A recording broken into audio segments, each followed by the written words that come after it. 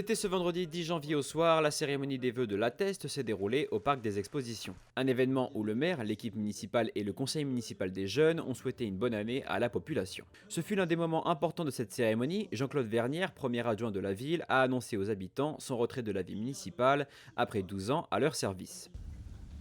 Pour ce qui me concerne, et comme je vous le laissais entendre dans le début de mon propos, le temps est venu de prendre un peu de distance après 12 années à votre service.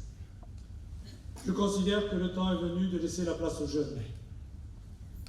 Au cours de 12 années passées auprès de vous, j'ai eu à cœur de vous servir loyalement, avec toujours dans l'esprit le sens du bien commun. Nous avons ensemble réalisé bien des choses pour faire en sorte que notre collectivité devienne attractive et se hisse en second pôle d'emploi après la métropole bordelaise. En 2020, l'Atteste va encore franchir un cap, celui d'une ville attachante, attractive, singulière, une ville où nous aimons vivre et à qui je renouvelle mes vœux les plus chers. Merci et bonne année.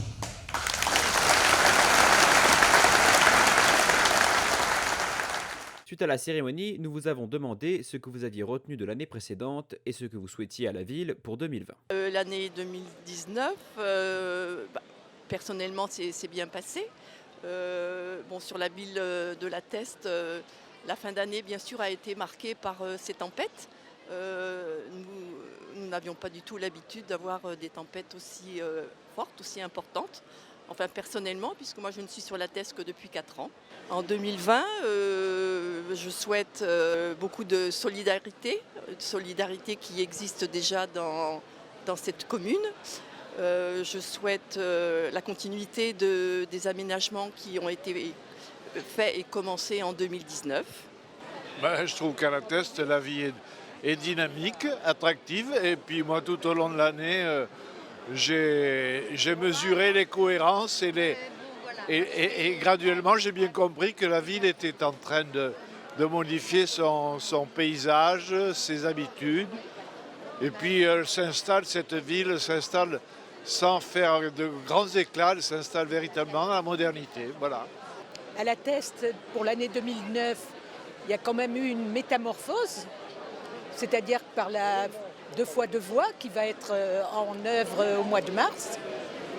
Et puis le pont qui va développer un petit peu et drainer la circulation du pôle santé et des centres commerciaux. Puis je pense que c'est le bien vivre à l'Atteste. L'année 2019 était plutôt une bonne année à l'Atteste, plutôt agréable, avec des évolutions en termes d'infrastructures et une qualité de vie qui est plutôt sympathique. Mais en 2020, du coup, on peut souhaiter qu'on poursuive sur cette même dynamique et qu'on conserve une qualité de vie qui allie à la fois le plaisir de vivre dans une ville de taille moyenne et puis un côté nature proche bassin et Atlantique. Alors, pour moi, pas grand-chose, juste une bonne santé, c'est tout ce qu'il me faut. Maintenant, on vit dans une région très agréable et pourvu que ça continue comme ça. Ce qui m'a marqué à l'Atteste, c'est que tout évolue dans le bon sens.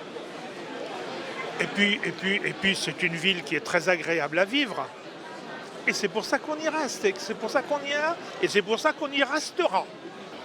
Bonne année! À vous toutes et tous réunis ce soir, je vous souhaite des vœux de succès individuels et collectifs, des vœux de santé, parce que c'est la base de tout, des vœux de bonheur, parce que c'est l'essentiel. C'est parce que j'ai confiance aux femmes et aux hommes qui vivent à l'Atteste de Buch que j'ai confiance en l'avenir. Bonne année et vive l'Atteste de Buch.